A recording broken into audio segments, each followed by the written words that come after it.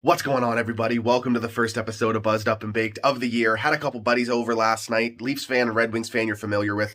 We talked Habs, Leafs, Wings, the rest of the Atlantic Division, the Eichel trade, Tkachuk being named Senators captain, the Olympics upcoming, among many other topics. Hope you guys enjoy. Sit down, have a toke, have a beer, and let's just shoot the shit on hockey. We're here in the Scotian Canadian studio. I got my buddy Tyler Coleman here with me. You guys know him, the Leafs fan, and I also have my good buddy Blair. He's a Red Wings guy. And you were on a live stream before, weren't you? Yeah. Yeah, that's right. So you guys are familiar with him too. We're just going to, if you've never done this before, we just basically drink, get high, and talk about hockey. And that's what we're going to do tonight. And we invite you to join us. So let's get right into it. And we're going to start with Habs and Leafs because that's where we're at here. And, you know, both of our teams at starts weren't the greatest. And one of our, my team still is in the hole and yours seems to be coming out of it, Tyler. So what are your thoughts on the Leafs lately? No, it was a very underwhelming start to the season. They just did not look like they were... I almost felt like the effect of losing to the Habs maybe instead of carried over into this year. But they played an okay game against Chicago, squeaked out a win, and they got the win against the Wings, and then dominated Vegas, and then last night, a very good game against Tampa. So they're turning the corner, but I think I said this last year, we did a preview. To me, doesn't really matter until playoffs. I mean... You start worrying if they start falling behind, but to me, it's just like, do what you do. Just show me something. Just give me the playoffs and they win a goddamn round.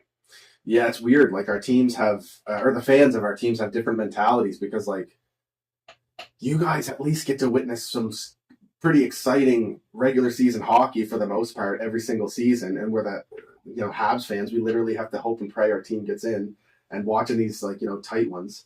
And, we've got some skill, but it's not upper echelon like the Leafs have. And then, we've had the playoff success, especially recently. And then you guys, it's like, we all know the story there. But so it's just interesting that both are different. And you know what? They have turned it around. And I was watching some highlights before doing this tonight. And I found it interesting. Florida, they're undefeated right now. Or they were. They have the 1 OT loss, right?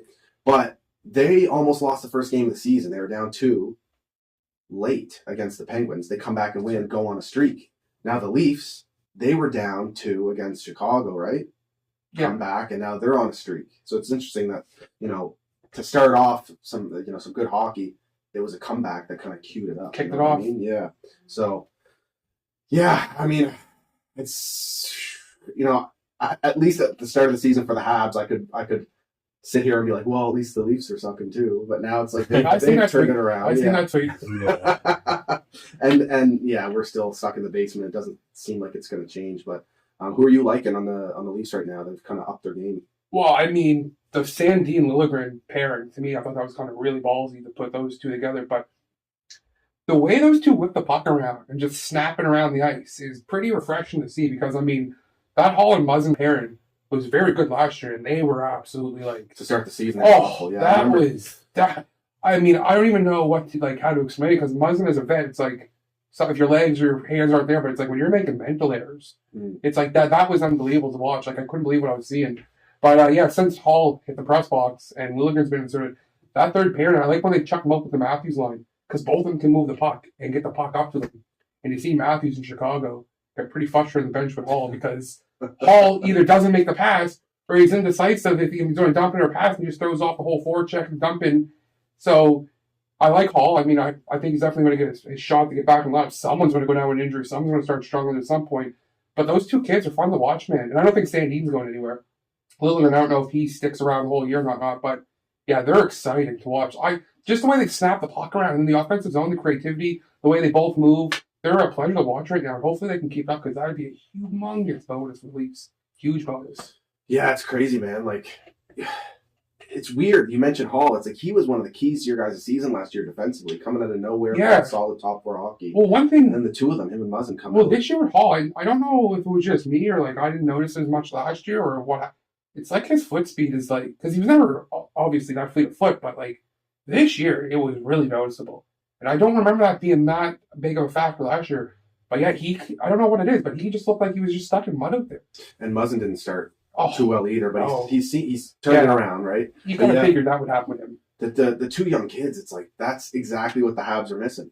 And, everyone wants to rag on the coaching and whatever, but when all your forwards are struggling all at the exact same time, you got to, to me, I think there's a little too much on the shoulders. When you look at that decor, they can't move the puck around. They can't snap it around like that. There's no creativity in the offensive zone. So you put a lot on your forwards. I think that's a big thing right now. And even me as a big Weber guy, like, he always got the credit for shutdown defense and the big shot, but like, he was low key really good at just getting the puck going the other way and making the right play and not making mistakes. And to lose that, 25 minutes or whatever a night, that's rough. Solid, reliable hockey. Yeah. On top of Dano as well. Well, I think when you get labeled as a shutdown guy and a big guy, it's almost like you forget these guys are still like puck movement. They can get the puck over, like say the other way, transition. Like they're smart. They know where the outlet is. So just because you're labeled a big shutdown guy doesn't necessarily mean you can't. Yeah. To your point with Weber. And they bring in David Savard to replace Weber, and that, he might, there's just not a whole lot he's doing right now. The whole decor is struggling, but just I feel for the forwards because they're not getting the support that they should have, And I immediately thought of that when you're talking about Littleton and Sandin. But yeah, Marner too. He's on a roll here. Yeah, he got her going. Last night he didn't. I mean, just nitpicking, right? I guess when you're that good of a player, that's what ends up happening to you. But I mean, yeah, he wasn't great last night. And then he got that pass off to JT. They buried that. Then they went to overtime. He got a secondary assist. So no, I don't know, Mitch. You see a lot of people say like Mitch reads the things that are said about him. Mitch takes things like maybe he reads too much into it and he puts a lot of it on his shoulders. But I mean, I just think now it's to the point now where you can kind of I don't want to say coast, but I don't think people give a shit what you do in the regular season. I really don't. Like if Mitch was to go out there and be a 90-point getter, I think people would be cool. But if you could bounce first round again, I don't think it really matters. So I think a lot of the heat that these star guys take isn't for the regular season play, obviously, but it carries over into the regular season. Because last time we watched these guys, they blew a 3-1 series lead. Yeah. So I think once they get comfortable, and I mean, a lot of new faces, a lot of new bodies and stuff, but I was never worried about Mitch or them having a good regular season. To me, it's playoff time. Like when they're focused on you, there's more check, and it's tighter hockey. Like he's disappeared last two playoffs. So to me, I'm not worried about regular season with those guys. They're going to put up the numbers. We all know that. Oh yeah. It's what are they going to do come playoff time? But yeah, it's always nice to see when the big boys score. 2 games in a row now. They've been on in every goal, so. Well, and it's big wins too. I mean, you beat Vegas, and now they're banged up. They're banged up. They got a lot of injuries, but then to beat Tampa, and they are a different team this year, but still, I mean, defending Cup champions, and to come back and win that game, that's huge. And I'm sitting here literally just holding on to the Cup final run. You know what I mean? Because we're 10 or 11 games into the season now for the Habs, and it's done. Like, there's no way that they can make the playoffs now. They've got what? They're 3-8.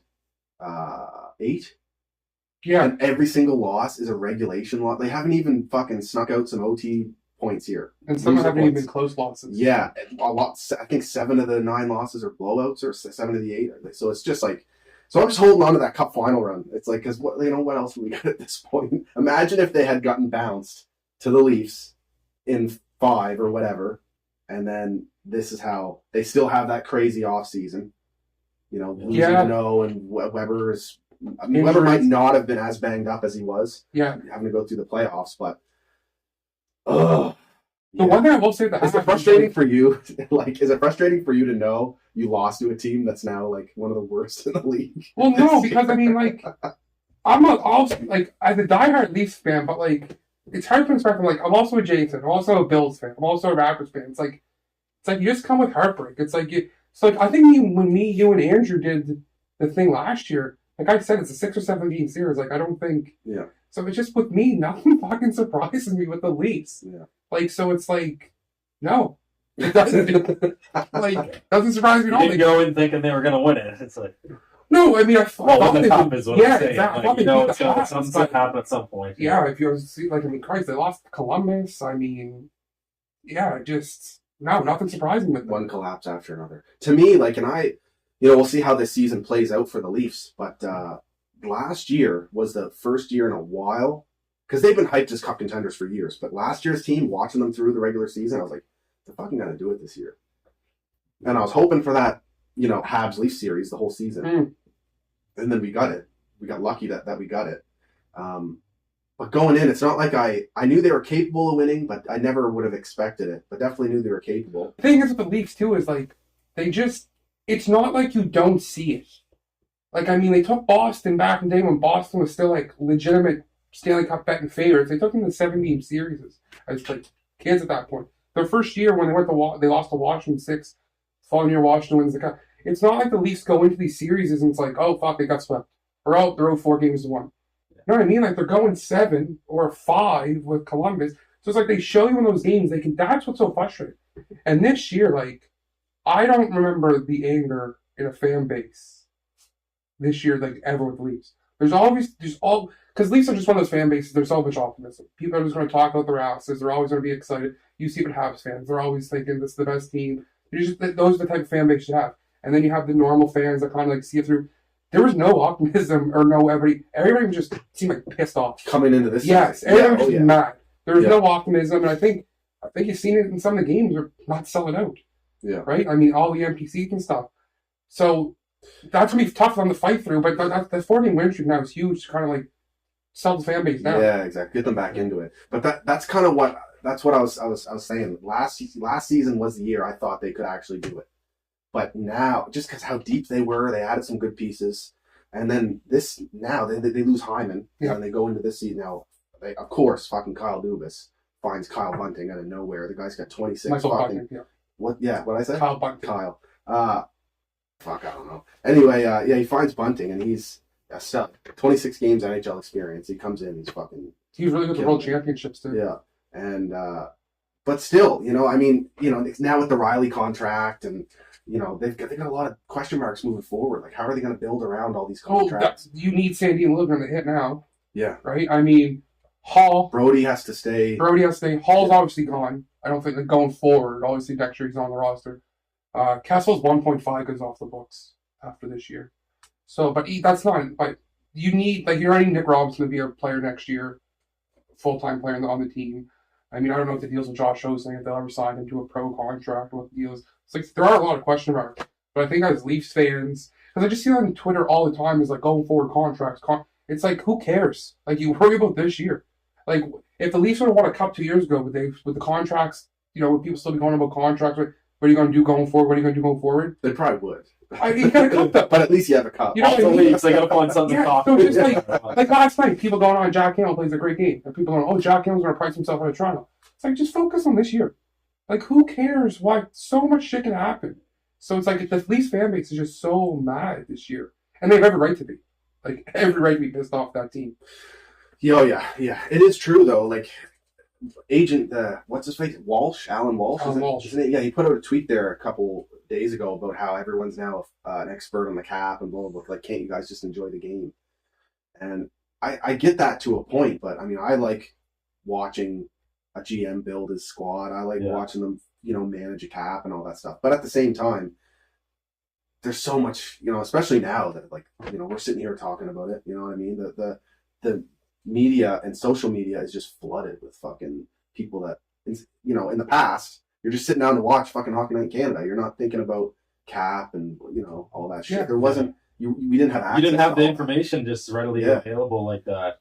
Yeah. Well, it's like one of those things, it's like, it's so easy. And, like, listen, don't get me wrong. Like, I love following the cap, and I love seeing what players are making, and I love seeing how managers are managing the cap. But, like, it's such an easy pull to all of a sudden, when there's something good going, when you want to bitch about something, well, we'll just bitch about something with the cap. Yeah. Like, this guy's making too much of our team, or, like, we're fucked going forward, or whatever it may be. It's like, that's, I think, where the thing is, like, it's so easy to get negative off positives when as soon as you pull the cap up. Yeah. And it's like, who cares? It's just worry about what's going on at hand. And, like, we'll deal with whatever happens out. Because, I mean, you got to remember, the Leafs are supposed to be screwed every year for the last 3 years. But they still found a way. Yeah, right. They still, and I'm not saying it's going to continue going forward. It hasn't translated to any playoff success by no means. But, like, this whole thing, it's like, just relax. Like, just watch the games and see what happens. Yeah. Like, you don't know. You could find a guy in the third round 2 years from now. He could be a top 9 player. The one thing I'd say about that is that the Leafs have gone in so hard the last few years. And the results are the results. That's, even if they got to the third round and then didn't win the cup, unless they won it, what they've done hasn't been worth it. You know what I mean? So, like, the last 3 years, they've given up fucking pick after pick and prospects here and there. And and at some point, you're not going to have those assets to keep, finding a way to compete. It'll catch up. You have to hit what draft picks you have. You have to hit them. Like Danny Mirov, the Russian kid. He has to be an NHL player. he doesn't have to be a 30-goal scorer, but he has to be an NHL player. Yeah. Right? Like, a Robson has to be an NHL player. You know, you imagine, like, because, I mean, the Leafs drafted a lot of players last year, but prior to that, it was pretty slim. Now you imagine the Leafs start hitting on these prospects and the Habs struggle to, because they've drafted like fucking a shit ton. 40 play. So like, how do you not hit on a hand, not just a one or two, but like a handful with that? Well, that's the old quantity over quality. Yeah. You would think with that many picks at some point. Yeah. And who knows, they might have already done it. We just don't. He's not there yet. Yeah. But going like what we've seen so far, like it's just interesting to see like the contrasting builds. Leafs, Habs, they're like just spending assets for the most part like crazy. But maybe they have that confidence in their amateur scouting that they're still going to hit on that odd first round pick they get. And I think that's what helps you when you have those four locked up. You're not necessarily looking for that stud that's going to turn your franchise around, right? Yeah. You're looking for a guy that can come in and play with one of the top two lines. Like look at Michael Bunting, right? I mean, look at Hyman. Look where they were drafted and where they end up playing, right? So like the Leafs aren't necessarily hoping. Or on the Habs right now, they're hoping to hit that like Talkin. He'd be a perfect third line player for Maple Leafs. Like the Maple Leafs would have drafted him or something. He'd be perfect for the Maple Leafs. But Montreal, because they need that guy who's going to be a guy, and the Leafs necessarily don't need that when they draft. They just need a guy who's going to come in and be part of the team. Right. So I think that's a little different. Yeah, right. Like there were so many years that they're looking for a winger for Crosby. Mm-hmm. The amount that went through there, and every single one of them managed to have a successful season regardless. Well, I mean, yeah, look at guys like Kunitz. You could draft a player like Kunitz in the 4th or 5th round. You draft a guy like a Pascal Dupuis. Like, those guys weren't going to be top first round. But look, you plug a guy who with that skill set with Sid, right? And at least they don't have a Sidney Crosby, but you don't got to hit that high guy to play with those guys, right? Yeah. So I think that's one thing that helps them. And that is one of the common trends now is a lot of teams kind of like have pairs. It's not like a big line. You have two guys and then maybe a guy who's good at digging for pucks and stuff like that. Somebody you can just fit in and play a role. Yeah. So, you can come up with those kind of guys. Essentially, like you want to, for example, maybe lock up 2 elite superstars per line. And then plug the holes around that. Talking about forwards, 2 or 3, you know what I mean? Oh, exactly. That's exactly. And then plug around it. Yeah, and then just find good bottom 6 guys, or even those guys are drafted, right? Just solid players. Yeah. Now, before we move on from the Leafs side, I don't want to brush over it. Jack Campbell has been a stud. Oh, listen, I'll tell you now, because I love the guy just because of personality. Like I cannot get enough of Jack Campbell interviews. I cannot get enough of Jack Campbell content whenever it's posted. I just can't get enough of it. But I mean, obviously, as a Leafs fan, it was hard to be like, "Oh yeah, we got our goalie going forward. We got our goal." I was a little nervous coming into the series and with the goaltending situation, right? Yeah, I would have proven, right? Yeah, exactly, right. I mean, still I'm proven because it's very true in the season. But I mean, you gotta love the return so far. Last night, that 10-minute sequence in the third period when he saw 2 breakaways, a shot in the slot, and the crowd absolutely loves him. So yeah, it's because beginning of the year, there was some sketchy goals he was giving up. And even last night, the first goal was kind of weak on him.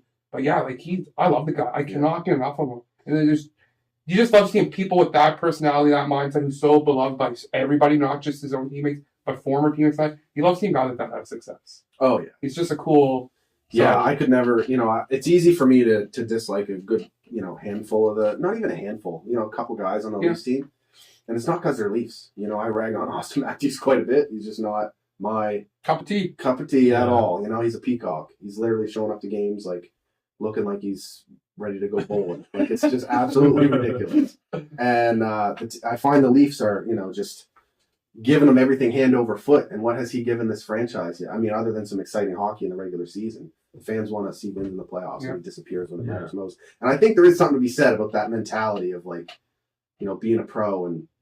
People fucking laugh at me when I say this shit all the time, but put on a suit, fucking, you're in the NHL. But Jack Campbell's not one of them guys. And I even said Game 7, Habs Leafs, Jack Campbell cried about that weak goal that he apparently let in. Yeah. But I said that was not a fucking weak goal. You got to give credit to the shooter there. The defense let Jack down. Of course, he wants to make the save. It goes 5-hole or whatever, and that's not where you want to get scored on. But at the same time, Gallagher's a fucking elite, consistent 30-goal scorer. And when he's got time and space to shoot, he'll pick a spot.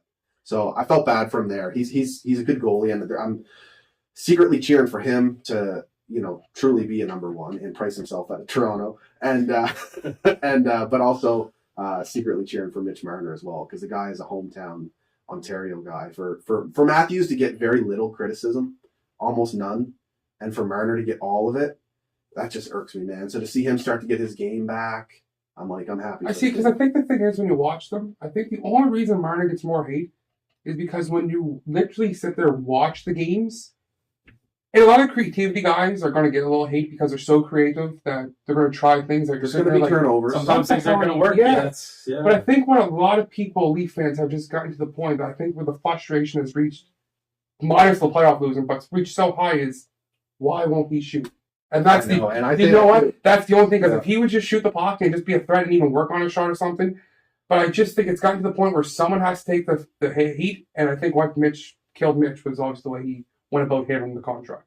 And his dad being involved in it and all that stuff. That's the only difference. I mean, that's what's going to happen when you play in big markets. Yankee fans are going to hate on players.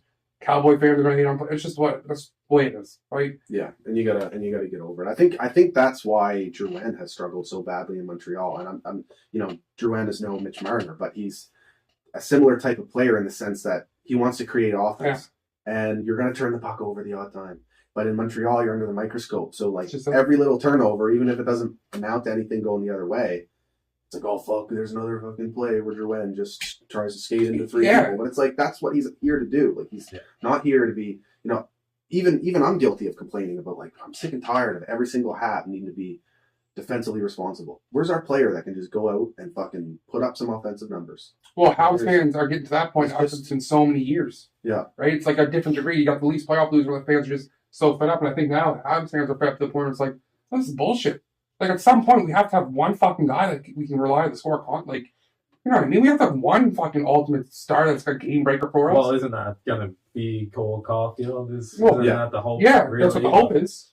That's the hope. And then we've taken some shit for, he's been sent down and all that shit right now. But that doesn't mean anything for his career. That's good. Moving forward, you don't want him hanging around this dressing room with the way it is right now, So he'll get some big minutes. But he could be that guy. Suzuki, despite how the Habs are playing right now, he started slow, but he's now putting up points every game. So at least, even though we're losing, we're putting up points. So we're kind of in the.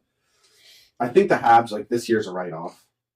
Next season, they might want to just go in, I think it depends on where they end up this year. What's going to determine a lot next year. Yeah. I have a hard time seeing this team. If you lose and get the first pick, why wouldn't you just try to do it again for Connor Bedard? Oh, believe me, I'd love that. Right? That's what I'm thinking. I think so. This year, I think it's a lotto team. Yeah. Obviously, the way it's going, I don't see this team turning it around to. I don't even think they're capable of going on a streak and fucking themselves over and ending up with the 10th pick or whatever. They're going to be fucking terrible this season, and I think they're going to identify that early and do what they need to do to sell pieces. But then next year, I'm kind of like, they've just got so many wingers locked up that can score. Suzuki, Dvorak down the middle isn't awful, depending on who you get in the third line role or another top 9 role. Or Dvorak could even be that third line. Yeah, if you get in another second. Yeah, so next year, but it's a strange position to be in. But I just I really like our forward group. Other than some weakness down the middle in the bottom 6, or not having a fucking Matthews or Eichel or McDavid or Barzal.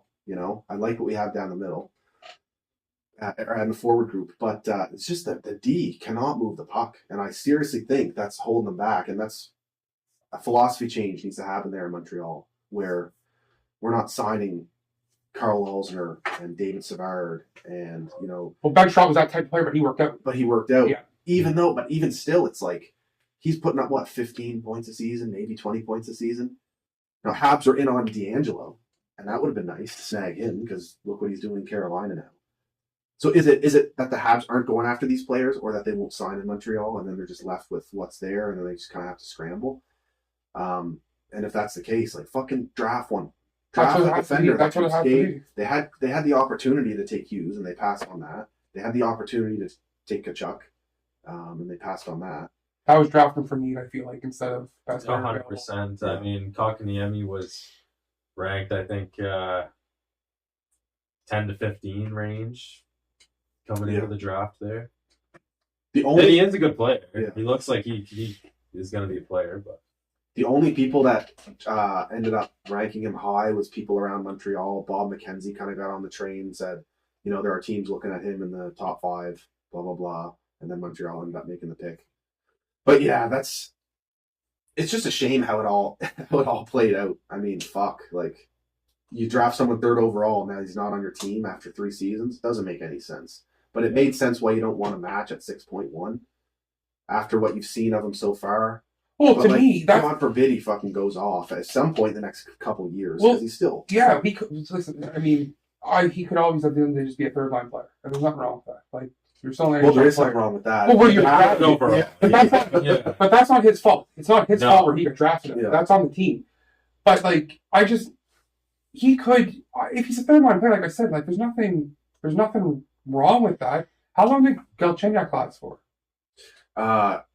He was with the Habs for 6 years. Yeah, that's what I thought. but Is is he he long- playing this he was- year somewhere? Arizona. Yeah, he went back to Arizona. Yeah. But like with him, at least he put up Well, he was a scorer. I think he kind of got. some 20 and Yeah, 30 goal seasons yeah. with us. Like, he went off. His best seasons were with Montreal, That's right. and that was a terrible draft. The Leafs made it the best in that draft. Morgan Riley. Morgan Yeah. Riley. It was not a good draft. Yeah, Brian Burke said he would have taken Morgan Riley first, and if you look back, Yeah. Morgan Riley probably does deserve to be the first pick. Yeah. Ryan Murray 100%. was, I think, the 2nd overall pick. Yeah. Yeah. Yeah. So yeah, that wasn't a good draft at all. But yeah, then to get a chance at a redo, and I just don't understand that. And I saw someone talking on Twitter the other day about like that was a year when the Habs scouting team went in on they hired like a therapist or something like that, or some sort of like mental cognition Mental coach or fucking something. person to scout these players and interview them to like see how they're like Almost like the whole NFL thing. Yeah. Asking weird questions. So then they draft Kotkaniemi, and then apparently he's a coach's nightmare. It's like, so it's your own fucking fault anyway. I still believe in him as a player. Like, I think he can, I wouldn't even write him off as like, oh, he's just going to be a 3rd-line guy. I think he has the skill to be a seriously good player, but he's just, I don't know. He's in a good spot right now this year. I mean, the Carolina- Lots of I'll fellow admit. Finns Well, around. and he's playing with that Finn line. Well, he was anyway. Yeah. And the season he hasn't been like, I think he's got 3 points this season, so it's Yeah. nothing crazy. No. But he is insanely responsible 5-on-5 and in his own zone for being such a young, Player. lanky player. So when he fills out, and he's got the skills too, he whips around laser passes like tape to tape. It'll come around. I still like the player. It's just a shame that he's. Well, that's why I get a kick out of everybody going on about the money. Like, and not from Montreal's standpoint, but it's like, why would Carolina get? It's like Carolina made a $6 million gamble to see if they're going to get a guy. But to me, the real gamble was the draft pick you sent the other way. Yeah. You're going to get that $6 million cap space back. You'll never get those draft picks back. Yeah, exactly. So, like, to me, it That's a wasn't good so point. much, I can't believe it. Well, to me, it's like, if I was a GM and I had money and I wasn't spending the cap, why wouldn't I give a former 3rd overall pick or whatever he was that kind of money, hoping that, maybe he finds it here. Yeah. But it's the draft picks to me where it's like, oh shit, like, this could really not be a great thing for Carolina. It's not the money, it's the draft picks. Yeah. Yeah, the whole situation's weird. And then to have our season start this way, and Dvorak's only got a few points, and he's looking lost out there defensively. And that was supposed to be a strength of his coming in, being a 200-foot center. We're just used to, Deneau playing boring minutes that are actually, he's You haven't shutting noticed down them. top lines. That's right. And Dvorak's, got a little too much responsibility. And I might even add that, Arizona had some good playmakers on that team. Oh, well, exactly. And Montreal, that's another thing. As much as I like the forward group, Jared's your best playmaker. Well, that's That's just a bit of a problem, You got a bunch of guys who score 20 and 30 goals, but who's going to set them up? Especially if your D can't move the puck. I think that's why you see a lot of Josh Anderson's goals off the rush. Is because there's none of that cycle going around. None of this like backdoor tap ins or I'll set you up in the high slot for a one timer. A lot of Josh Anderson goals is just as speed. He goes on the rush and tries to snipe one.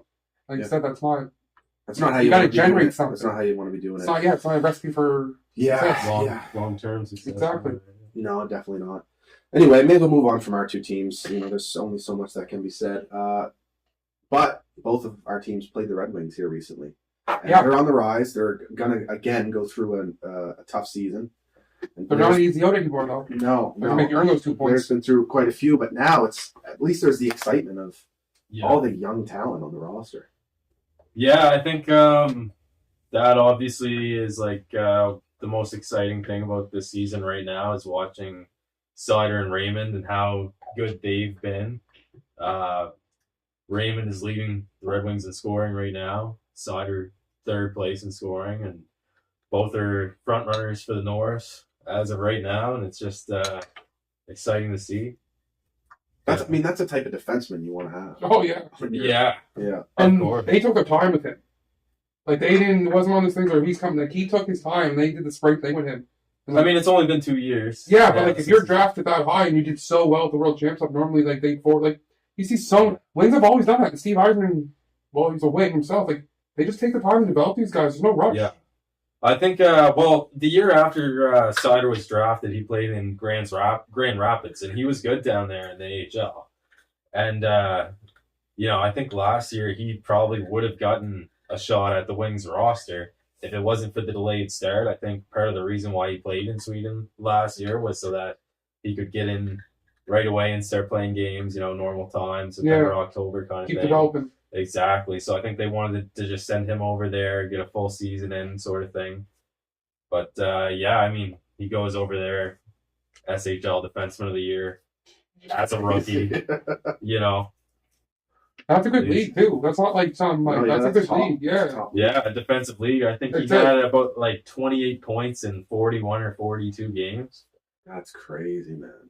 And the one thing I noticed about him, just as long as the Bears a Wings fan, just to pay attention to on the Wings, the way he was laying the body at the World Championships. Oh, yeah, that's a big part of his game. He's very physical. If you look at some of his highlights from over in the SHL last year, some of the hits he's laying on guys that are just coming from the corner, trying to cut to the net, he had some hits where he just absolutely embarrassed men that are 10 years old. Yeah, exactly, man. It's just exciting to see.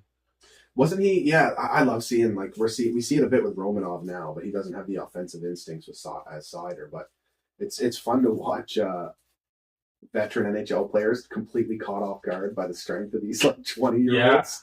Yeah. I think early in the season, Sider mixed it up, or it might have been preseason. I can't. With somebody crushed him. I can't recall who it was, but the same sort of situation. It's like this veteran NHL guy totally wasn't expecting this hyped up prospect on defense and he looks so young too is part of it as well, I think. But it's he really doesn't look like to be as strong as he is. There's some guys too you just watch and you're like, he's fucking good. Yeah. He's fucking good. There's prospects you look at, are high prospects, you're like, okay, you can see flashes, but when you watch him play, you're like, man, this guy's a legitimate stud. A legitimate stud. And it's funny too, because when he was drafted with the 6th overall pick, I don't think there might have been 1% of Red Wings fans that were not unhappy with that pick. I know personally, I almost turned my TV off. It's the guy I had never heard of before the draft. Who are you hoping for? Trevor Zegras. Oh, well, even still, that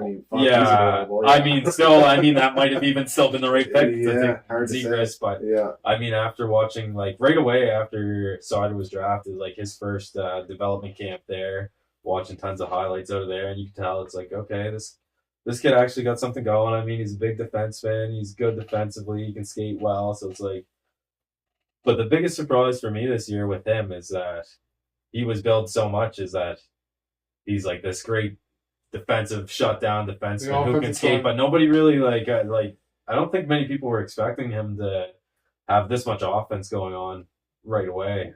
Especially with such a young team. Yeah. It's not like he's playing a young guy playing on a stacked team. He's just, I'll tell you now, if he would have played in the World Juniors last year, then a lot of people here would have really taken notice of him. Because, how big the World Juniors are. Was it COVID or an injury that kept him out of the World Juniors? There's a few German guys that didn't want to come. Something going on. I think he was COVID. He didn't want to come. I don't think he got it. But I remember being disappointed not being able to see him. It was that Perrick, the guy got hurt. The Columbus draft pick. I think JJ Perrick is Columbus draft pick. Buffalo. Buffalo, that's right. He ended up getting hurt. The Germans actually had a good team last year. If the whole team would have went. Yeah. The whole team didn't go. They got that COVID thing in the tournament, remember? Yeah. They were so fun to watch that. You really had Sider and Stutzla and Paterka and Reichel. They would have returned the whole team essentially. Reichel didn't end up playing either this year. It was Reichel, Paterka, and Sider. All of them essentially didn't play for the Germans. Yeah. Anyway, I'm envious of seeing guys join teams and just get the freedom to make offensive plays. Like it Yeah. kills me like seeing Romanov getting bottom pair minutes, no power play time. It's like, how can you ever expect him to turn into a top 4 or top pair guy if you're not giving him the opportunities early in his career to? Yeah. It's like we're stuck in like this win now. That's exactly thing. it. You're in the middle. So I'm hoping that this season, and I'm sorry that I keep bringing this back to the Habs, but it's like I'm hoping that this season finally we'll see, them just play the young kids, let them make mistakes, That's just it. let them figure it out at the NHL level. Cole Caulfield should stay in Laval as long, for a long. No, if he goes down there and just starts sniping it, and like, 'cause if he gets to the point where he's just dominating, you don't want to pick up bad habits. Yeah. But it's like you said, you hit it right in the head. It's like they're in between, and it's like they want to win-ish. They kind of want to compete on that, but it's like at the same time, it's like, well, if you're in that boat, have Romanov down in Laval. Yeah. You know what I mean? Don't have him down there playing every night. So it's like always was going to be a question, like, was the young talent, if they developed, was that ever going to mesh and get there in time with the older vets still being effective? Yeah. And I mean, it looks like they might have just missed it. But to your point, like, play them. What do you have to lose now? Like, wasn't he a health bomb the other night? Yeah, he was. That's yeah. bullshit. Yeah, Play it. it is bullshit. Now he came out and said that, it doesn't affect me. I'm still confident. It was good for me to step back and watch, and maybe that's the case. But if you're going to do that to the kid, he's been in and out of the top 4, but just leave him there, especially at this point in the season. Just give him a partner. What do you have to lose? And just play it. Seriously. Yeah. Well, I mean, it's still. I mean, it's. You don't want to hand it away. Well, my point was more or less that, like, it's still early in the season. I mean, the Habs probably. I mean, they're definitely in a tough spot, but you never know. Like, they could go on a 5-6 game win streak here, but definitely once you get to a certain point where it's like, things just aren't going well. Once the season, you feel that's definitely a write-off, then there's no reason a guy like Romanov shouldn't be playing a bunch of minutes. No, but if you think your best lineup's with him not in the lineup and you want to win, well, that's fine. But get him out of Laval. Yeah. Like, you have to be playing. Like, he's away from home and all that stuff. He came over here. Like, he could be making a lot of money back in Russia, probably play for SK in Moscow. It's like, just play him. Because, like, you're not going to know what you have with him. And there's no way this can help someone watching. I don't give a shit what they say. Like, Yeah, and I don't think it can help him either, playing low minutes and being in a shutdown role, because he clearly has offensive instincts. He was lighting it up in the World Juniors against his peers of his own age group. So it's like you want to let that flourish. You don't want to just be like, don't change the player. Let's keep, at the NHL level, you're good at defending and hitting and playing in front of the net. So let's make you only do that. It's like it doesn't make sense. But once you stunt that, he might never get that back again. Yeah. Once you stunt his offensive creativity and just try to strip that from his game, well, then all of a sudden he just starts focusing on defense. He might never just get that back again. And it might not be... It's the same thing. thing If you're going to get benched every time you make a turnover, then exactly. you're going to want to take risks. Nope. Yeah. That's the complaints Mete had about the team. Maybe Kotkaniemi has. He's talked about their development not being up to standard, but But what would they know compared to others? Like, you only know one franchise. Exactly. They're not the experts, and it's not like either of these players have how other top teams 4 do it. or become top 6 players. Yeah. So, but back to the Red Wings. It's not just Lucas Raymond and Sodder. Bertuzzi. Tyler Bertuzzi is a Bertuzzi. good player. And I was thinking like the younger, like Philip Zadina, former Moosehead. He's starting to score some goals. Joey Villano, too, Joey the other night Villano's got called up. See how he got to the game? Yeah, he drove in. We carpooled with Steve Vaughn. Yeah. I guess it was a 4-hour drive. They I wonder what they talked about. they talked about University of Michigan versus Michigan State University. Oh, the football game. Yeah, that was on. I was. They talked about a couple other things. Villano had a nap in there. Yeah, we know exactly what happened. I would be so nervous. Could you imagine? Oh, I would. I bet Joey barely said a word. It's like, should I put my headphones in? Should I listen to music? Like, what should I do here? Should I talk to him? Do I don't say anything? Well, so he must be the guys who are playing for Bertuzzi when Bertuzzi can't cross the border. Well, I think that's definitely part of it. But I mean, he played at the end of last year, and he looked all right. So he didn't crack the opening night roster and got sent down. But I think we'll probably see lots of Villano, maybe up and down a couple times. But I think he'll definitely get in lots of games this year. I was really probably way too excited when Stevie Y took over the Red Wings. I remember texting him. I was pretty excited myself. Yeah. I was like, this is going to be a show, man, because I love watching GMs just maneuver. And to see him build up Tampa Bay how he did, and then to, get back to his home where he should be, in a position to like do a full, complete rebuild. Oh, that is super It's excited. like, dude, it's like I don't know what the word for it is, but like Osmond's already saved this franchise once from like an era of terrible hockey. Yeah. He comes in the 80s, and it took a while, but I mean, he was the savior Once they start back winning. in those days, and then look what happens. I mean, I like the work he's doing so far, and it's like he's playing the long game.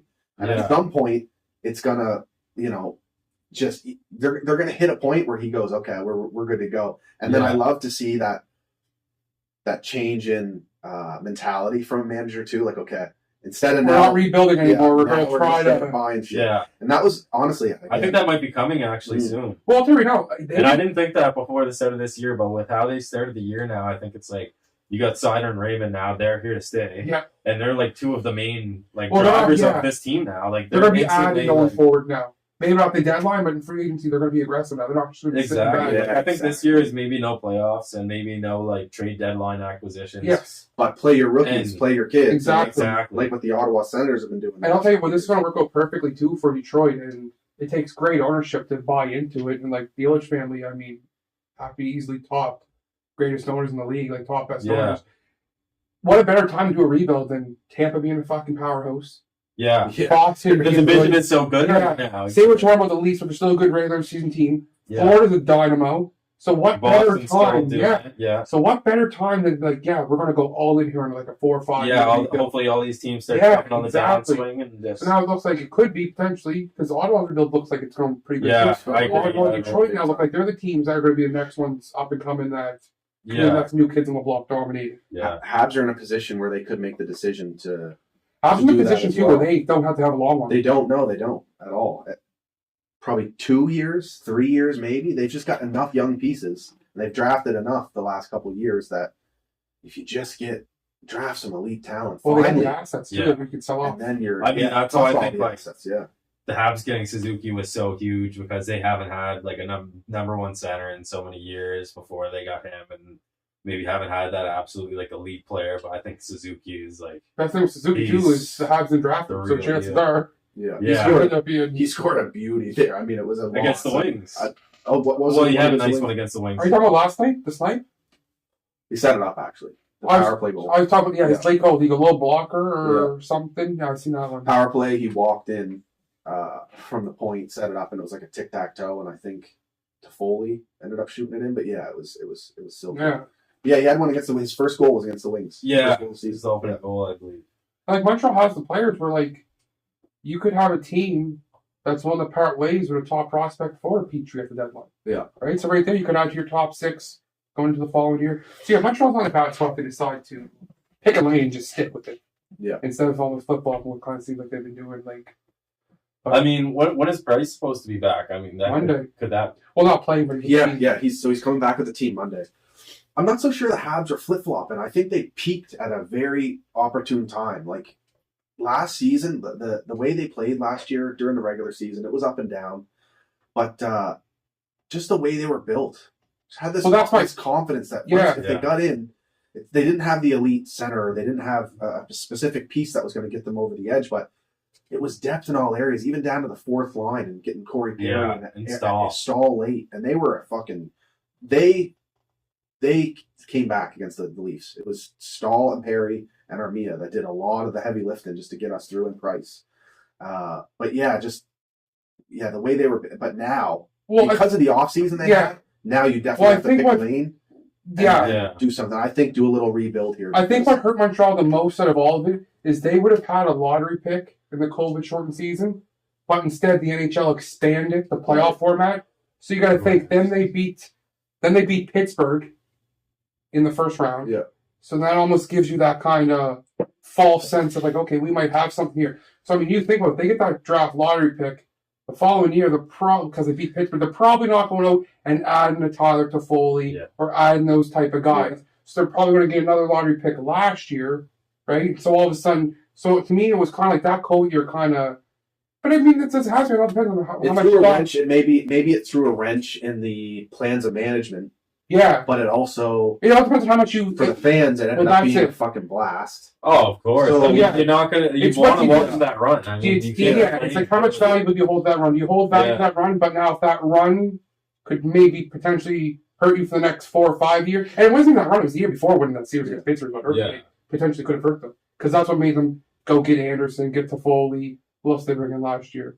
They brought in a few players. Corey Perry, right? So I mean, that's pretty.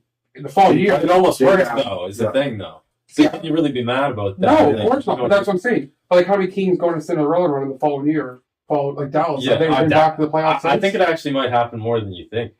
When you think about it, because Dallas and then Edmonton, Calgary's back in the day. Yeah. Oddball when they went to play. But no, I'm just saying, like, and like, you know, but if you're a fan that holds that cup run in high value, then I guess you probably might take the next cup. I mean, nothing's worth it unless you win. Then every time it's like, well, I should have held your assets. But it's like, the crazy thing is, we didn't even teams, have to give up any assets for that run. None.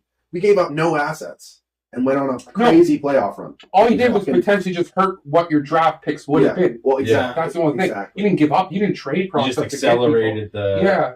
Where opposed to right now, and I mean, it's all hindsight. We don't know who they would have drafted all that, but you could have 2 more studs in the fucking stable just getting ready to be unleashed.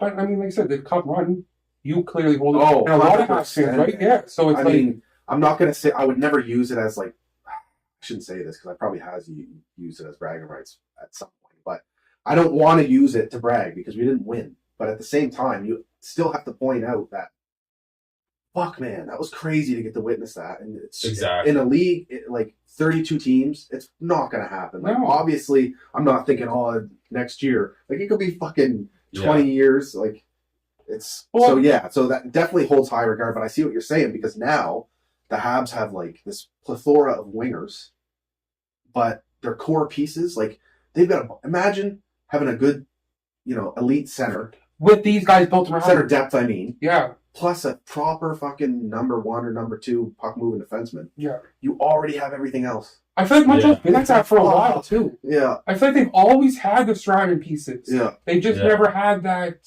Yeah. The star. Yeah. Yeah. Since, I mean, who would be the last big star? Honestly, Kovalev, like, that's what I was thinking too. Seriously. But Kovalev, Pacioretty. He's the last. Well, pure goal scorer. Max Domi had a 70-point season. Yeah, I just. But before that, Pacioretty was one of the only forwards putting up over 60 points for the Habs. And I mean, over consistent, exactly. He was that's doing what it. Yeah. I mean, and I think that's where Montreal fans. It's funny. Toronto's fan base is frustrated with no playoff success.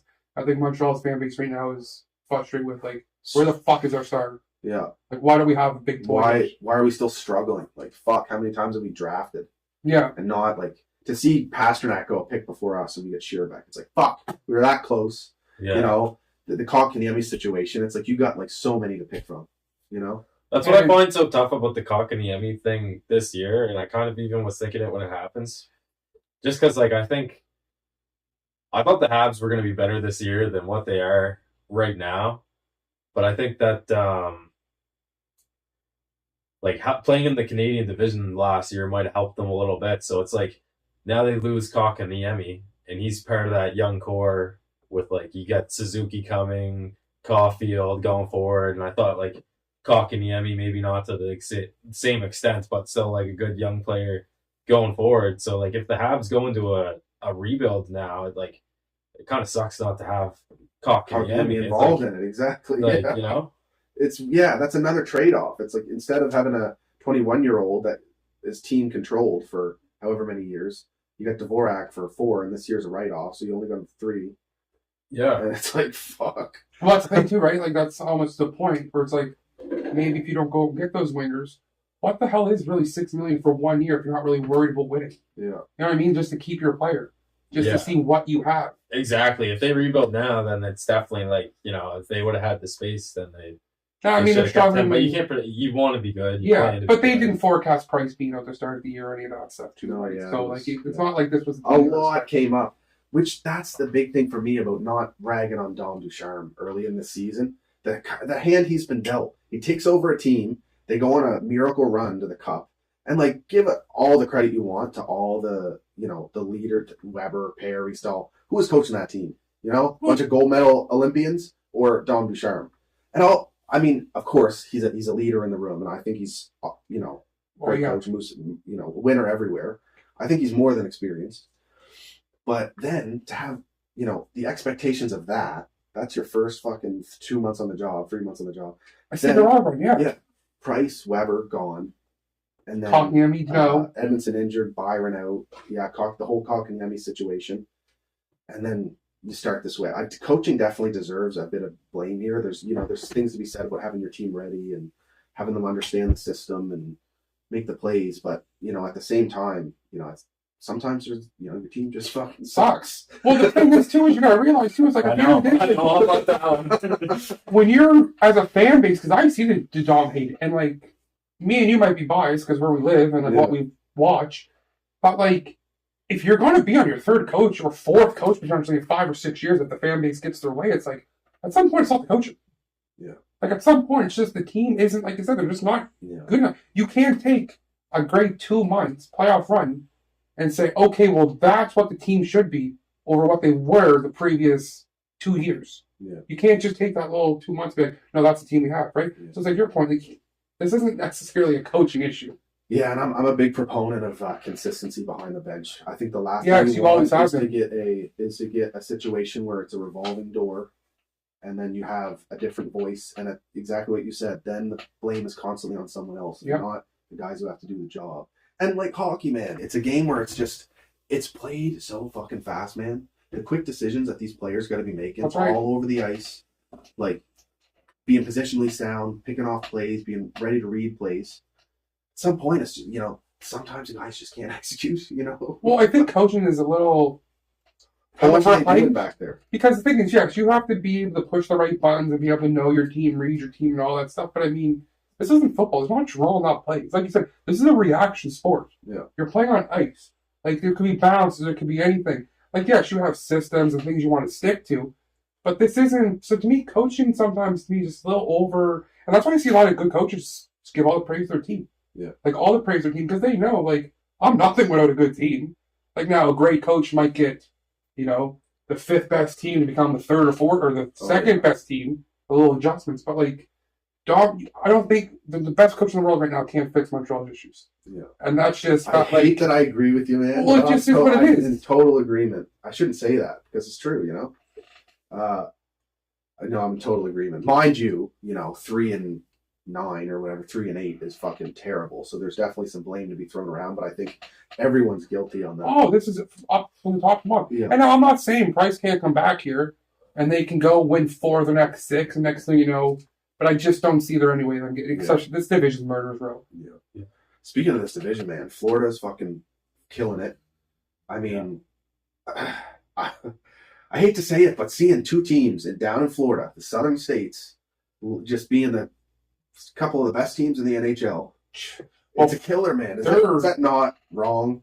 I don't. When they get down there, I see. Like I see a lot of people talk about that. Like I see a lot of people hate Vegas. But to me, it's like I really don't give a shit where the city's from. Yeah, I don't. Like to me, I'm more about the players, and I do like a lot of what sold me in Florida was when I watched them play Tampa in the playoffs last year. That's the thing, man. I love their roster. Yeah, and it's all Bob's outstanding to start this year. Like he's on a heater. He got hurt the other day, though. I don't know how bad it was. I didn't see that. Their whole thing is just like, who's going to be the goalie? And is Spencer Knight good enough to be a number 1 if it falls to him? And is Bob good enough to rebound? Yeah. But that, I mean, it's just good that you have 2 guys that maybe you're not sure of either of them, but I mean they're both. Well, you have one guy in the future. Sure. Yeah, you have one guy going forward. It's like, okay, well, it's not like we got to hurt both. I said to you, I think for the season start, I love Florida.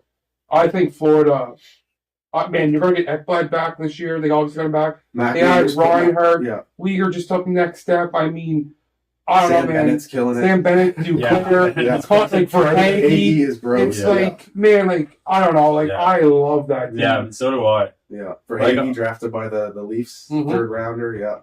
And he's scoring goals, man. Dude, he's the perfect example. It's like what Blair was saying earlier. A lot of teams go with the pairs.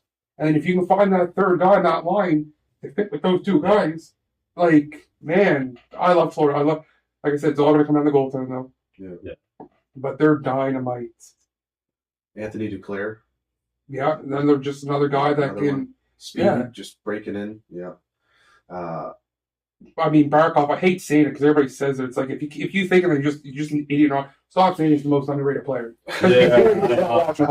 You're just a clown. Like, he's amazing. Yeah. Like, Huberdeau as well, best left winger in the game. Well, he's going to be on the Olympic team, I would assume. Like, they're just, I don't know. I just think they're just, they're very good. And, like, the way they played Tampa last year, like, they wanted to hit Tampa, they could hit them. Like, man, they've had 3 different goalies. Imagine if they had, like, a stud goalie, like, just a normal, like, number 1 goalie. They probably beat Tampa. Oh, it's coming. I mean, geez. Like, like, I don't know. I think if they could ever, if Spencer Knight was to be that stud, they could ever move Bob and then have $10 million to throw some. I tell you, I love that team. I think they're dynamite. I think they win the division. Yeah. I think so too. It's interesting to see Tampa maybe take a step back here. We say that now, they're 9-1. So. Yeah, but no, seriously, seeing Tampa take a step back here, and because they lost a lot of depth. I'd be fine with that. So that's fine. They lost their whole third line. Yeah, they did. They lost their whole third line too. Very good. Coleman's been good in Calgary. Yeah, Coleman's been good. I mean, Goudreau, he does his thing. I think Johnny Gord got his first the other night because he missed. I think had shoulder surgery. But yeah, that takes a big. You kind of realize, like a lot of the average fans, kind of realize how much the depth players mean to you. Oh yeah, I mean, Sergachev though suspended. Big hit on Mitch Marner, smoked him in the head. I don't know what he was thinking. I don't know either, man. He's a bit of a grease ball. And like, listen, I love when you play with that edge. So do I. And like, I have no problem with it. Like, I see Leafs fans going crazy last night. Like, he deserves the 2 games. I mean, I wouldn't say anything crazy. Thank God Mitch was okay, but like, the play was dead. That's what I got a kick out of it. Like. He was dead. And you're puck, Mitch already lost the puck. In the head. I'm surprised he only got 2. I think that's 2 was probably okay, but if I thought you were saying it's like an oxymoron. Like I thought, I may be wrong, but I thought the hit to the head is like an automatic 5 minutes. Is it not? Like I mean, if you want, I think it all depends on the player's reaction, and that's what's so shitty about it. Because Mitch could have laid there, but he knew if I lay here and we get a 5-minute major, chances are I gotta go to the quiet room, so I don't have to play the power play. So fuck that. We're going to take a 2-minute power play. Yeah. But that's what I hate about it. It's like, if you're arguing in the game, it's to hit the head, either 2 and 10, like they do in international hockey, or 5 minutes in a game. Like, it can't just be a 2-minute penalty. No, not at all. And if you're going to give Mark Scheifele 4 playoff games for Jake Evans, and that was fucking egregious, man. That was nasty. Targeted. Mm-hmm. I mean, I hate to say you gotta that's a playoff game. You gotta up that. That was. They say that's what worth like 4 or like 2 or 3 or something. Like that's a super. Marner's a super. Well, that's what I was gonna say. I hate to say it, and come on. It shouldn't be the thing, but when it's like if that happens to Wayne Simmons, I mean, what is it? Probably just a fine. Yeah. Because if that's Mitch Marner, that's 2 games. Because the superstars are going to get their preferential treatment. So that tells me. But Josh Anderson gets laid out. Or Galley, he's not getting. Who was it last year? Armia? Yeah. Tyler Myers on Armia? Yeah, nothing. Yeah, exactly. So there's certain guys that you can pummel into the board. The NHL can just never get out of their way. Like it's brutal, man. Brutal. Who else are in Boston? They're all typical. Boston's same Boston. Yeah, exactly. They're just waiting for their old team to fall back. They replaced their goalies and they're still good. Yeah. I wouldn't count Habs not coming back either. Charlie Coyle. I mean, Habs were targeting him for a while, and of course they pick him up, and he's been nasty scoring for them. Taylor Hall keeping him, retaining him was huge. I mean, man, and losing Krejci and not really. I thought that was gonna hurt. So did I. More. Yeah. When he's healthy, like I don't think people realize how good he is when he's healthy, but he's always hurt. So every year that Boston seems to make it deep, it seems David Krejci is always top. If he's not leading the team in scoring, he's right there, 2 or 3. Yeah. Well, he's such a good, good player. They're literally, it's funny because like they're just so well coached. They just play they're the team probably more than any other team that just knows their identity. Yeah, and they do not like step out of it. They just stick to their way they play, and they just believe in their systems. Because I mean, you look at that roster. I don't know how they keep doing it, but when you watch them play, like and they don't squeak out. Like it's not like they don't play. They rely. Man, they fucking They come back. They come back. Yeah. Yeah, that game, the Red Wings just played Boston the other night, and Boston just came out flying, and they just were unstoppable. Like the Wings could not do anything. They were on their heels, like right from puck drop the whole game long. No, they're not. This is fun. That's why I'm actually super excited. Might be the most excited I've been for a Leafs regular season game in a long time. As Leafs and Bruins tomorrow night. Sheldon Keefe, first time he's ever going to coach against the Bruins.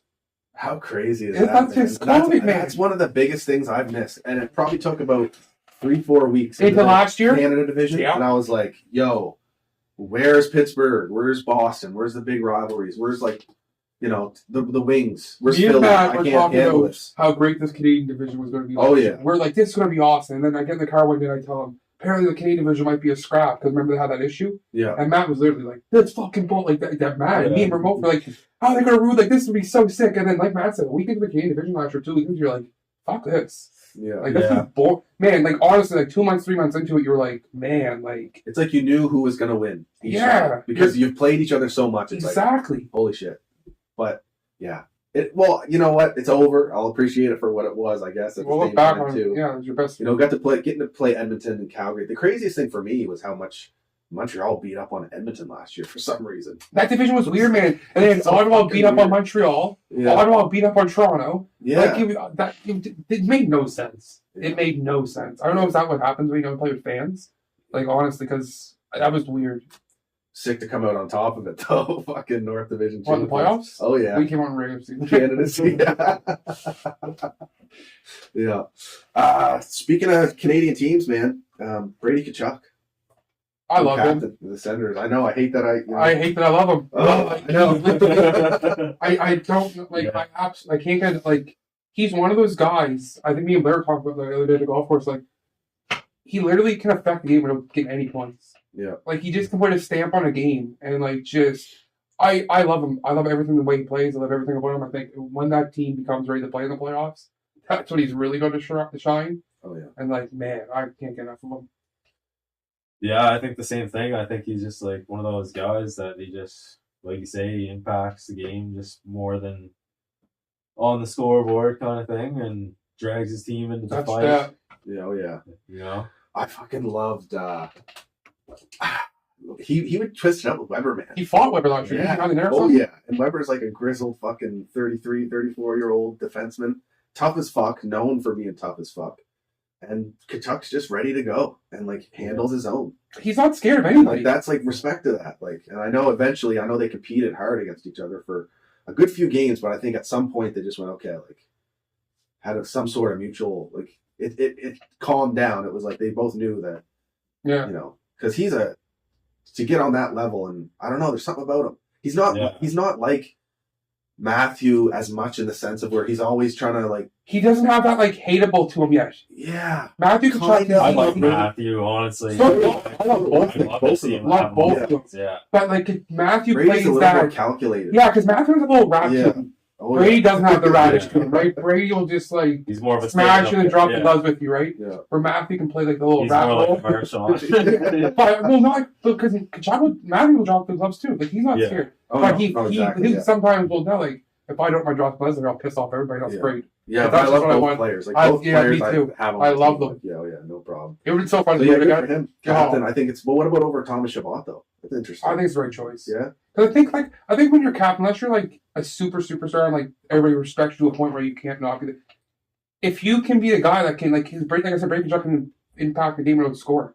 So like those type of guys, unless you're an ultimate like stud guy that the whole team just respects you because you're so skillful and all that stuff. Yeah. But like that's why I always thought Gallagher would be the perfect Montreal captain because Gallagher can affect the game without scoring goals. Yeah. And that's like something where if you're a captain, you go into a slump. I mean, but no, I think It's like he's not going to ask you to do anything he wouldn't do. yeah. Well, I love Exactly. Yeah. Tavares. He's always involved. Yeah, but Tavares like It's the relationship with the officials that I think well, that's probably Gallagher's it. needing to Yeah. work on. I think he's Yeah. coming around, but Plus, how do you you not can get have the some Weber? respect for him too, though, because I don't think Gallagher is a dirty player at all. He just gets to the areas that makes it. He said it today or something. He said something about it took me a while to realize that the way I play makes the officials' jobs harder. Even though he's not breaking rules, the way he's playing, it makes him look closer at what he's doing. You know what I mean? But he's not. He's never really done it. He gets to the crease. I just want to know what's exchanged between them because, like, for the most part, when you see them mic'd up, NHL refs more than any other league seem like the chillest on the ice. They're pretty Like, chill. you can but tell them they'll to fuck also off. get involved. Yeah, but like any other sport, you can't say that stuff to the ref, or they're going to Mm. tee you up or kick you in the game right away. So, like, I just want to know what's said to like get to that point because NHL refs will take quite a bit. Yeah. But yeah, it's funny because like obviously refs like they're humans. Oh yeah. There's some like I don't like that guy. Oh yeah, and Gallagher will go after them a bit too, so maybe that's a bit on him. Yeah, Eichel, he gets traded. Hey, So finally. Eichel Finally thing, get that I'm over telling you, like that's Kachuk involved in the rumors for some reason. that was leaked. Yeah. Well, leaked Calgary rumors. The next thing you know, Vegas probably adds another draft pick or throws in Peyton Krebs in the deal, and boom, we have a deal because they think it. I'll tell you now, if Is that a good enough package for No. a fucking? no, it's not. I don't think so But- either, man. I'll tell you right now, if Jack Eichel returns to his old form, and I don't think there's any reason, I think that's baggage that he carries. I think a He'll lot be of just fine. bullshit. Yeah, Yeah, Jack Eichel. There's going to be a lot of teams kicking themselves in the ass for not making this trade. When is the last person For of that his price? Yeah. Yeah. I should say, Yeah. when's the last person of his skill, like locked up of that caliber, that's really been on the trade block? Honestly, Jack Never. Eichel caliber. And to go for I said it. yeah, A like, franchise said it. it is three first rounders because you got Alex Talkin. He's a good player, power forward. You need that on your team. He'll fit in. He'll score some goals. But I mean, you can get a guy like that eventually on free agents. You know what I'm saying? Or another way, you get a first round pick. So that is what it is. We'll see. Peyton Krebs. I mean, very skilled player, OHL. But it's Right? still a prospect. 5'10" center. It's still Yeah. exactly. This is fucking Jack Eichel, man. Yeah. Well, 100 points. Exactly. Like, And that's why you get a kick out of everybody going on with it. Oh, Vegas trading all their first round draft picks. Okay, well, Suzuki looks like he's a player for Montreal. Glass, the verdict's on him. Brandstrom, he really doesn't look that great in Ottawa. yeah. So it's like, I would think if a team's trading their first round, I would think that team knows that prospect better than anybody else, right? Yeah, So like if they're willing to trade him, so I just get a kick of all Vegas trading so many first round draft. Well, it's like if they might not be NHL players anyway. Yo, I've Mark Bergevin has not traded a first round pick until the Dvorak trade, and every single year that he's been GM, I've been like, oh, I love that he keeps first round picks. I love it, whatever, and I'm always hyped about these prospects. How many of them have fucking Theoretically, they're awesome. Yeah. So what about in hindsight, That's right. trading them and getting fucking How old's Eichel? guaranteed NHLers? 25? Yeah, you know? Eichel? 24, 25? Yeah, So Peyton Krebs is what, 19? So who's to say Eichel's 5 years more older than him? Who's to say like Peyton Krebs is that much younger where he's going to play like or so that much longer? yeah, Like you know what I mean? Like I don't know. I think so many teams are going to be kicking themselves in the ass for not making that trade. Like I agree. I don't know. Like that was mind blowing. Now there are, there's a surgery, and I don't think that'll be an issue. No, neither do I. Vegas is going to support him, and that is what it is. But he'll come back fine. But there's the leadership and the rumors about him not being good in the room. and Yeah, all I don't buy stuff. that shit. You know how much The team was a disaster. He went for to 4 a or 5 disaster. for Exactly. 4 or 5 years to play on a team like that. It's like for those Yeah. people who say that, you go be in that situation. Yeah, And you gotta this is your remember, career. This is yeah, yeah. he was he And was they're the turning it best. around now without him. They're looking Yeah. somewhat okay now. Like But a lot of these prospects don't know losing. Yeah. Like they're the best players on their CHL teams. Their CHL teams are normally the best teams. Like they don't know losing. So when they come into, especially a college kid who picks where he wants to go, Yeah. Boston University is not a loser to eat school. Like they're a great hockey program.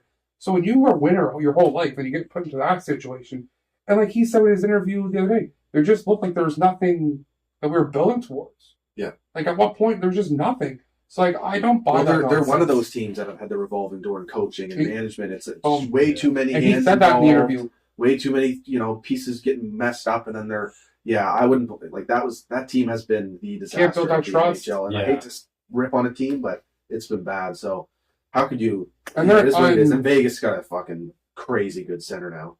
Well, I don't know how they're going to make it all work either. Yeah, there's a lot of cap. Unless they're going to try to keep Michael out into the playoffs. But from what I I understand, think Michael's that's only 2 exactly months. what isn't they're he? gonna do. Just Yeah. like Yeah. Tampa last year. But Patchetti and Stone are out on long-term injury Yeah. reserve right now. There's a few guys. their whole team's their whole Yeah. team is taking a beating.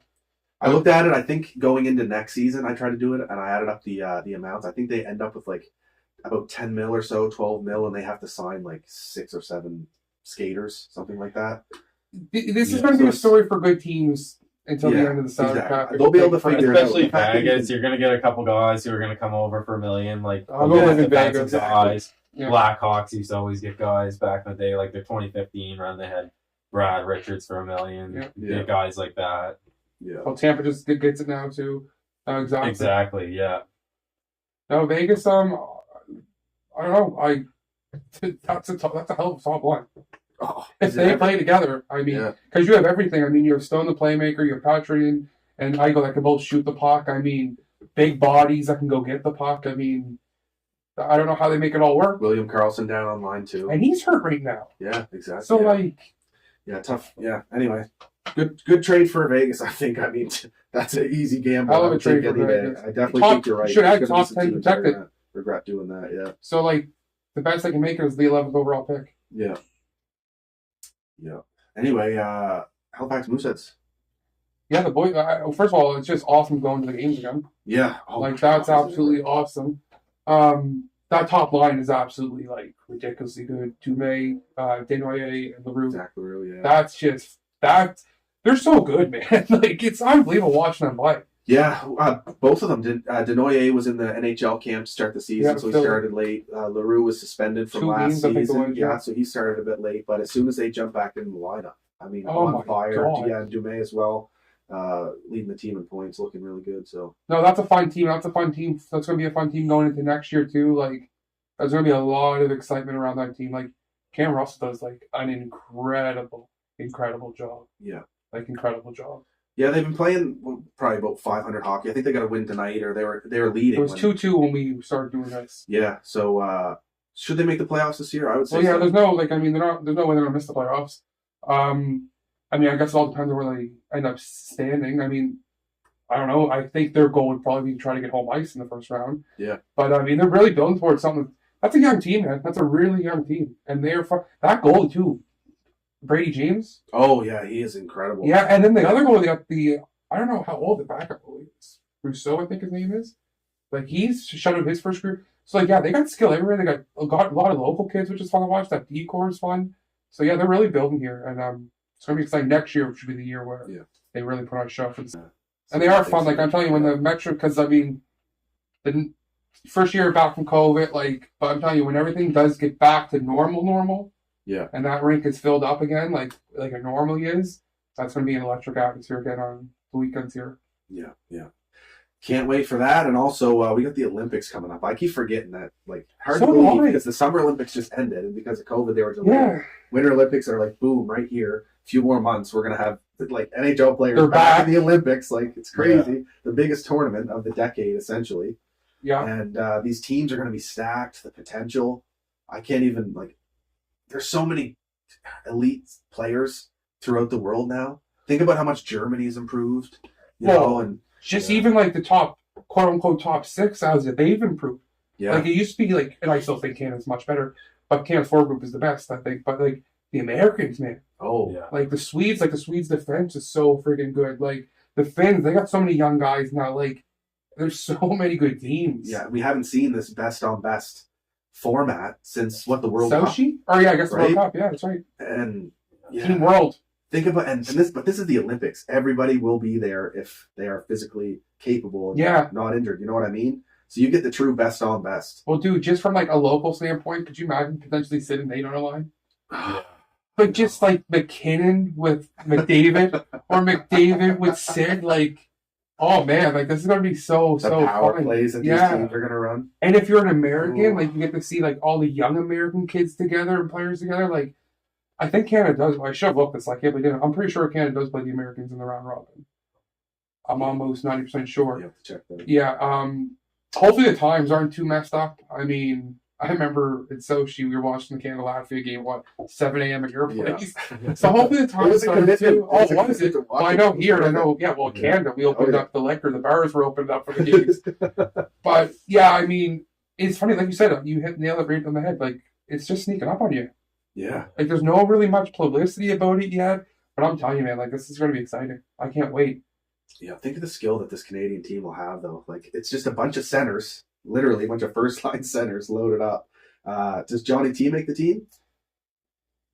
It's that I mean, deep, man. the thing is, Think like, about it. Yeah. I don't personally like. I don't think I would necessarily have him on the Because big he'd be ice, playing wing. and it's right? on the big ice too, Yeah. right? And Johnny's not known for his foot speed. Now, if we were to take a deep dive into this, I'm sure at some point you'd probably make a video before the Olympics, and we have the roster in front of us, and you Yeah. can see. But I mean, unless you want him as an extra, I just don't. I just think there's so. Yeah, remember what was Sochi 2014? Yeah. I mean, what's that Think now? where we're at now. Exactly. David, Crosby's David still great in he's there. points here Yeah, now. exactly. Shifley is now an established player. I mean, no, Matt if I was a bet man right now, I would say no. But I mean, who knows? Because he's starting to turn around. If he does pop so many points by a certain point if he's playing. When you have Tyler Seguin not even getting mentioned in a lot of these lists, like you gotta decent. Well, look how good. Look at Jamie Benn since what he's become since the last Olympics when he was one of Canada's top players to score that goal against the Americans.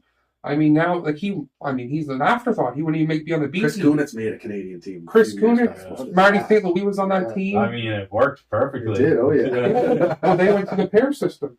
Yeah, exactly. Patrick Sharp was the guy who's thinking. Sharp and Taves, Crosby. That is the thing about Canada. Despite all the superstar power that they have, they always find a way. I mean, obviously with who you have at your disposal, but they always find a way to assemble a team. Yep. They have that shutdown defenseman. They have the Vlasic, you know? Watch this. Yeah. Blair, give me those two names that used to play for Canada all the time. Your Wings boys. Well, that played for Draper and Maltby.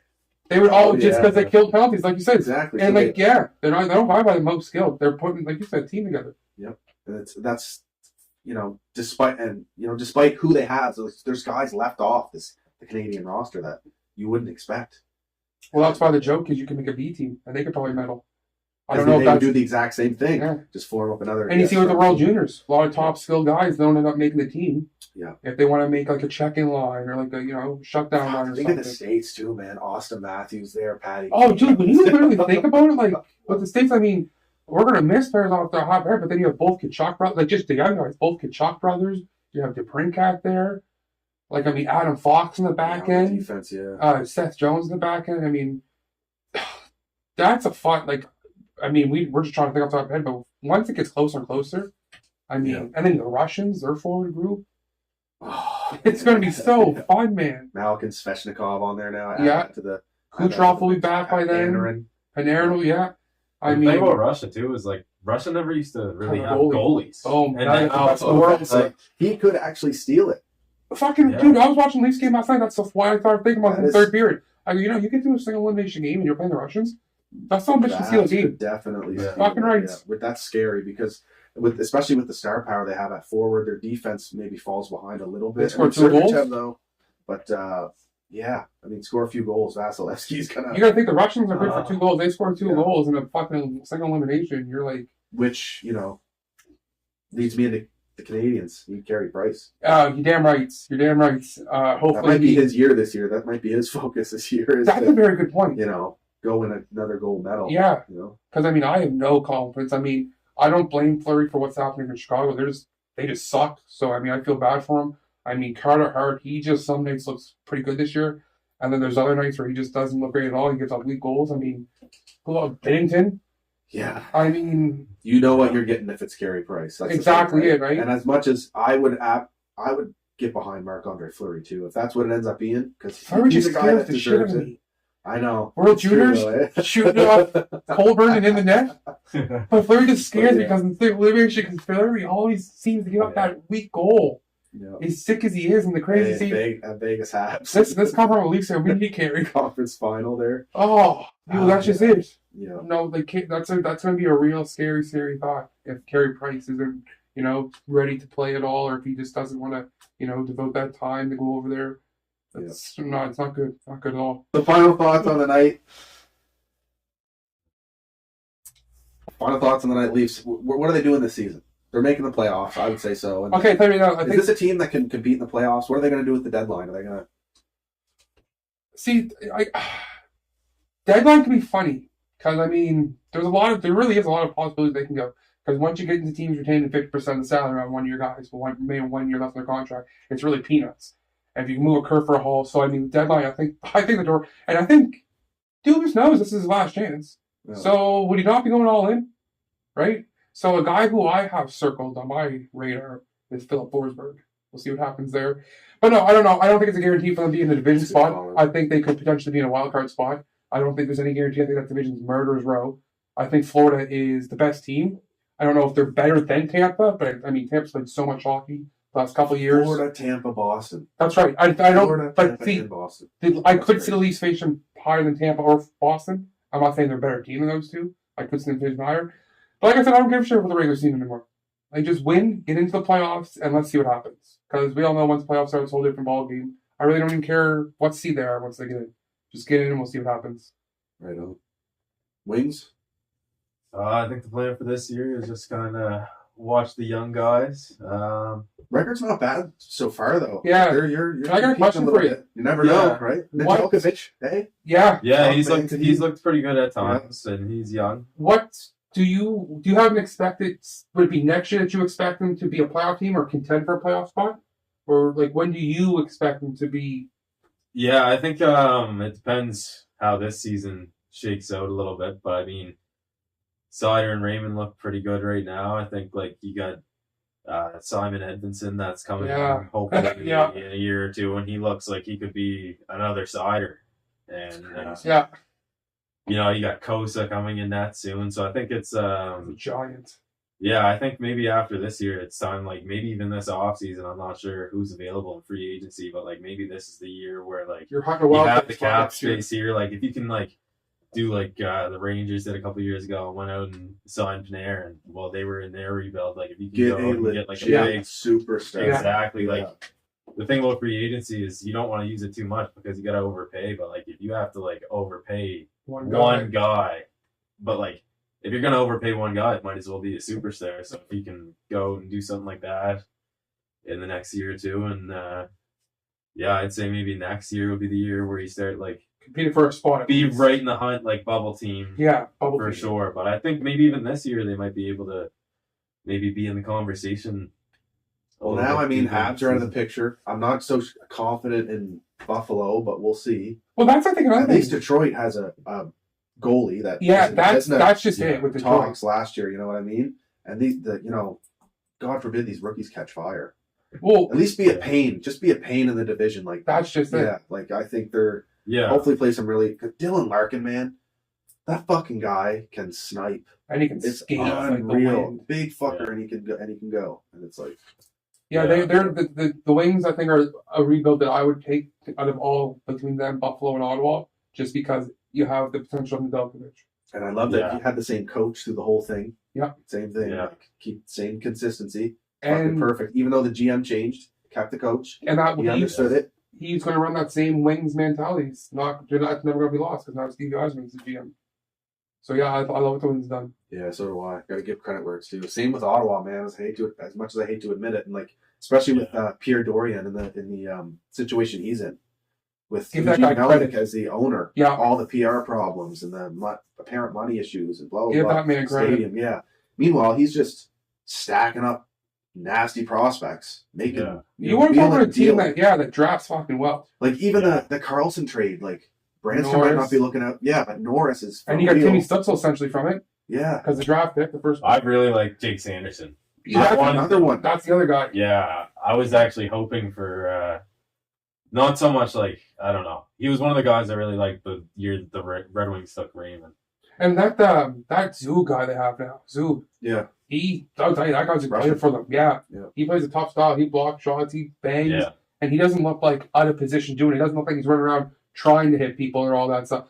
Man, they got a really yeah, good. honestly, like you give it 3 years, and I'm not even joking. Like Detroit and Ottawa, maybe top of the division. Oh, I could easily see it. 3, 4, yeah, 3. Seriously. Yeah.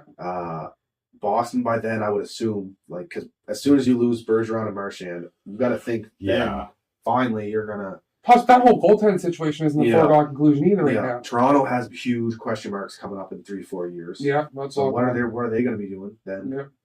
Yeah. Tampa should still be good by then. Well, Tampa's Florida should always still be good by then. So Yeah. it's like Habs are in limbo. Well, that's the reason why the division's so good. Not just the good teams, but the bad teams, the quote unquote bad teams division, are an easy out.